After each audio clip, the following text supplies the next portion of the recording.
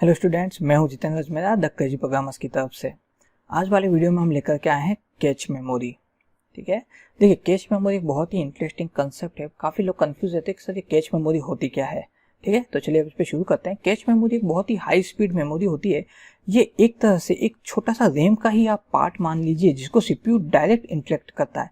हमने आज तक पढ़ा कि रैम जो होती है वो डायरेक्ट सीपीयू से इंटरेक्ट करती है, सीपीयू डायरेक्ट रैम से इंटरेक्ट करता है। बट एक्चुअली कैच जो होता है, कैच सीपीयू और रैम के बीच में कम्युनिकेशन प्रोवाइड करने का काम करता है। That's why it's called cache memory. Cache memory जिस तरह से रैम जो होता है वो सेकेंडरी मेमोरी हार्ड डिस्क में से उसी डेटा को निकाल के अपने अंदर होल्ड करता है जिसकी रिक्वायरमेंट सीपीयू को होगी, उसी तरह से कैच मेमोरी मेन मेमोरी यानी रैम में से भी खाली उसी डेटा को कंटिन्यूअसली होल्ड करके सीपीयू को भेजती रहती है जिसकी सीपीयू को डायरेक्टली रिक्वायरमेंट है।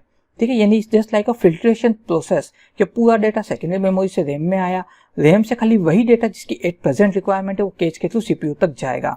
तो कैच मेमोरी एक ऐसा कंसेप्ट है, ठीक है, जो कि सीपीयू के लिए डायरेक्ट एज ए मेमोरी की तरह काम करता है और ये रैम यानी कि प्राइमरी मेमोरी सीपीयू के बीच में ब्रिज का भी काम करता है। ये जो होती है ये मेन मेमोरी जो है उसके मुकाबले काफी ज्यादा कॉस्टलियर होती है, ठीक है, बट इकोनॉमिकल होती है then CPU registers. Why CPU register के मुकाबले इकोनॉमिकल? क्योंकि सीपीयू रजिस्टर के अंदर तो काफी कम स्पेस होती है, ठीक है, और खाली वही डेटा स्टोर सकता है जो करंट काम में आ रहा है, जबकि कैच थोड़ा बहुत जैसे अभी जो इंस्ट्रक्शन में जा रहा है वो डेटा प्लस अगले इंस्ट्रक्शन का डेटा होल्ड करके रख सकती है।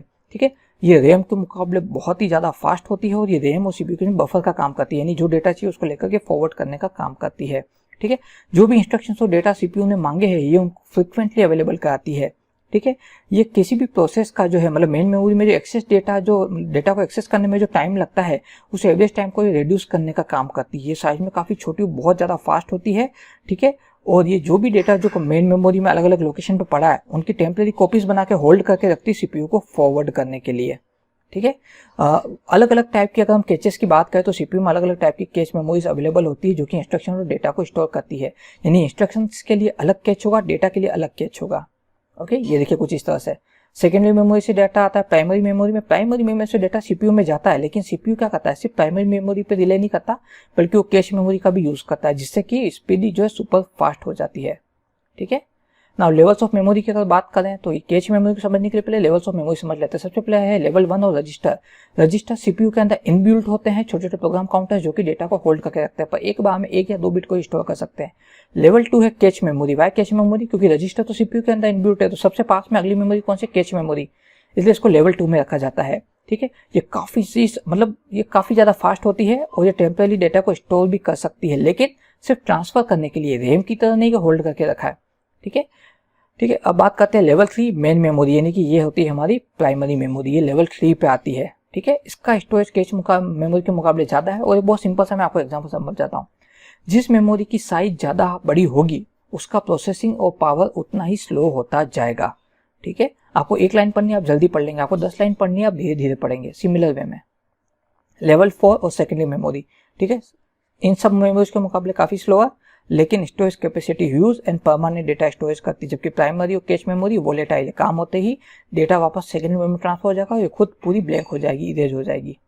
ठीक है, ये देखिए अलग अलग लेवल दिख रहा है हमको, ठीक है, इस तरह से सीपीयू के अंदर उसके रजिस्टर्स है, cache memory then main memory. Okay, तो अगर हम बात करें तो कैच की परफॉर्मेंस किस तरह से कैलकुलेट की जाती है, ये तो हमको समझ में आ गया कि कैच जो है वो रैम के अंदर रखे हुए डेटा का रीड राइट ऑपरेशन परफॉर्म करता है, प्लस उनकी लोकेशंस होल्ड करके रखता है और ये सीपीयू को अपडेट करता रहता है। ठीक है, लेकिन ये परफॉर्मेंस कैसे निकाली जाती है, तो कैच मेमोरी की जो परफॉर्मेंस होती है वो हिट रेशियो से निकाली जाती है।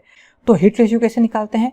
टोटल नंबर ऑफ हिट्स जब हमको सक्सेस मिली डिवाइड बाय टोटल अटेम्प्ट्स, भले उसमें मिस हुआ हिट हुआ, तो इससे जो हिट रेशियो निकलता है, जितना ज्यादा हिट रेशियो ज्यादा होगा उतनी ज्यादा एक्यूरेसी जो है कैच मेमोरी की रहेगी, उसी के अकॉर्डिंग उसकी जो कैच परफॉर्मेंस जो है वो कैलकुलेट करी जाती है। अब कैच मैपिंग की बात करते हैं तो कैच मैपिंग 3 तरह से होती है, direct mapping, associative mapping and set associative mapping. Direct mapping की बात करें तो इसके अंदर सबसे सिंपल टेक्निक है। इसके अंदर क्या होता है कि कैच मेमोरी का जो हर एक जो ब्लॉक होता है जो मेन मेमोरी में रखा हुआ है उसको पॉसिबल कैच लाइन के अंदर अनेबल किया जाता है, यानी कि डायरेक्टली उस मेमोरी ब्लॉक तक जहां पे वो डेटा रखा है वहां तक डायरेक्ट कैच जो है हिट करके उस डेटा को डायरेक्ट रिट्रीव करता है और सीपीयू को फॉरवर्ड करता है। It's called direct mapping. ठीक है, लेकिन अगर हम बात करें एसोसिएटिव मैपिंग की, तो इसमें क्या होता है एक्चुअली, इसके अंदर जो भी कंटेंट हो, जो एड्रेस है मेमोरी वर्ड का, ठीक है, पहले ये उसका एड्रेस होल्ड करने की कोशिश करता है। एक बार इसको एड्रेस मिल जाता है देन ये ओरिजिनल प्लेस तक पहुंचने की कोशिश करता है। That's why it's called associative mapping, क्योंकि यहाँ पे एक से ज्यादा मेमोरी ब्लॉक्स का इस्तेमाल किया जा रहा है, ठीक है। तो ये आपका होता है एसोसिएटिव मैपिंग। लेकिन अगर यही बात करें सेट एसोसिएटिव मैपिंग, तो यहाँ पे थोड़ा सा कैच ने एक एडवांस चीज दिखाई कि कैच पहले खुद मेन मेमोरी में एक टेम्परेरी स्टोरेज मतलब जो है कवर करेगा, ले लेगा, देन उसके बाद में ये एसोसिएटिव मेमोरी को फॉलो करेगा। यानी कि ये जो भी डेटा या जो भी मेमोरी ब्लॉक चाहिए, डेटा ब्लॉक चाहिए, उसके एड्रेस को पहले अपने यहाँ पे होल्ड करेगा एंड देन उस एड्रेस से जाएगा ये मेन मेमोरी ब्लॉक पे, वहां से डेटा ला करके टेम्परेरी स्टोरेज में डालेगा, देन यहाँ से वो कैच जो है उसको डायरेक्ट सीपीयू को फॉरवर्ड करेगा। तो ये होता है आपका सेट एसोसिएटिव मैपिंग। अगर बात करें एप्लीकेशन ऑफ कैच मेमोरी की, तो जैसे कि मैंने बताया कि भाई मेन मेमोरी में भी जितने भी मेमोरी ब्लॉक्स पड़े हैं उनके मुकाबले में कैच मेमोरी के पास में मौजूद नंबर ब्लॉक्स काफी कम होते हैं, क्योंकि कैच की कैपेसिटी जो रहती है वो मेन मेमोरी से भी काफी कम है, लेकिन ये सुपर फास्ट है। इसको सिंपल सी लाइन को याद रखिएगा, मेमोरी की साइज जितनी कम उतनी ही ज्यादा फास्ट होगी, इसलिए रजिस्टर सबसे ज्यादा फास्ट होते हैं, पर कैपेसिटी कितनी होती है, 1 या 2 बिट की। कैच काफी फास्ट होती है, रजिस्टर से थोड़ा कम, बट यूं देखे तो काफी फास्ट होती है, पर उसकी कैपेसिटी रैम से भी कम होती है। रैम की कैपेसिटी जो है मतलब इससे ज्यादा है कैश से, और उसकी प्रोसेसिंग जो है वो कैश से कम है। लेकिन सेकेंडरी मेमोरी के कंपैरिजन में रैम की स्पीड बहुत ज्यादा है और कैपेसिटी कम है। तो ये चीज ध्यान रखिएगा, मेमोरी की साइज की जितनी कम होगी उसकी प्रोसेसिंग उतनी ही ज्यादा बढ़ जाएगी, ठीक है। तो यहाँ पे जो मेमोरी ब्लॉक्स का मतलब ये हो गया कि कितने मेमोरी ब्लॉक्स रैम में रखे हैं उसके मुकाबले में बहुत माइनस है, एक बार में कैच में पड़े होंगे। लेकिन कैच क्या करता है कि जो रिक्वायर्ड है खाली उन्हीं मेमोरी ब्लॉक्स को जो है तीनों मैपिंग जो टेक्निक हमने देखी उसकी मदद से फॉरवर्ड करता रहता है सीपीयू को, ठीक है। तो कैच मेमोरी कर क्या रहा है, ये कंटिन्यूटी में मतलब ये होल्ड नहीं कर रहा है रैम की तरह, बस ये रैम से ले रहा है, कैच को दे रहा, तो सीपीयू को दे रहा है, सीपीयू से लेकर के रैम में वापस राइट कर रहा है। तो ये प्रोसेस कंटिन्यू में चल रहा है। इट मींस कि हम कैच को मेमोरी तो बोल सकते हैं, बट ये मेमोरी नहीं, ये डेटा स्टोर नहीं कर रही, ये बस डेटा ट्रांसफर कर रही है। So it's more than like a communication network, ये मेमोरी के मुकाबले कम्युनिकेशन नेटवर्क की तरह ज्यादा वर्क कर रही है, ठीक है। तो ये है इसके एप्लीकेशंस। अब बात करें टाइप्स ऑफ कैचेस, तो कैचेस जो है कैच मेमोरी 2 टाइप की होती है, ठीक है। प्राइमरी कैच जो होता है ये हमेशा प्रोसेसर चिप के जो है पास में ही जो है लोकेट किया जाता है, मतलब कि प्रोसेसर चिप के जस्ट पास में ही ये आपको मिल जाएगा। ये बहुत स्मॉल होता है और इसका एक्सेस टाइम जो होता है प्रोसेसर रजिस्टर्स के मुकाबले में जो है ज्यादा होता है। अब ऐसा क्यों, देखिए क्योंकि इसका बहुत सिंपल सा लॉजिक है। रजिस्टर्स रिक्वायर्ड करते हैं कि हमको डेटा चाहिए, तो कैच उसको मेन मेमोरी से लाके देता है ना, तो एक्सेस टाइम प्राइमरी कैच का ज्यादा हो जाता है। सेकेंडरी कैच जो होता है ये आपका रेस्ट ऑफ द सारा कैच मेमोरी है, ठीक है। ये लेवल 2 में आ जाता है, लेवल 2 कैच इसको बोलते हैं। और ये जो है ये भी प्रोसेसर चिप के आसपास ही लगाया जाता है, लेकिन इसका मेनली टास्क क्या है कि ये जो है बड़े मेमोरी ब्लॉक्स को प्राइमरी कैच तक फॉरवर्ड करने का काम करता है। सो देखिए, अगर मैं इन शॉर्ट समझाने की कोशिश करूं तो पहली चीज, कैच कोई स्पेसिफिक अलग से कोई हार्डवेयर नहीं है, ठीक है। ये रैम का ही एक पार्ट है। ये रैम से भी ज्यादा एडवांस है क्योंकि ये कम मेमोरी ब्लॉक्स को स्टोर कर सकता है, कम इसका स्टोरेज है, तो इसकी स्पीड सुपर फास्ट है। ये सीपीयू को सपोर्ट करने के लिए ही बनाया गया ताकि सीपीयू पूरी तरह से प्राइमरी मेमोरी पे रिलोकेट ना करे, क्योंकि सीपीयू चूंकि मल्टीटास्किंग करता है, ठीक है, एक बार में मल्टीपल टास्क परफॉर्म करता है।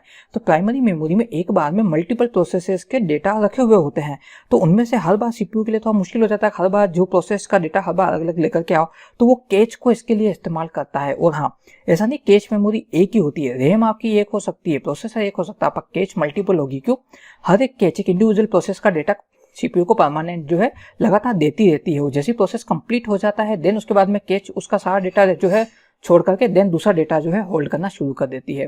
तो इस तरह से कैच के होने से आपके सिस्टम की स्पीड काफी ज्यादा बढ़ जाती है।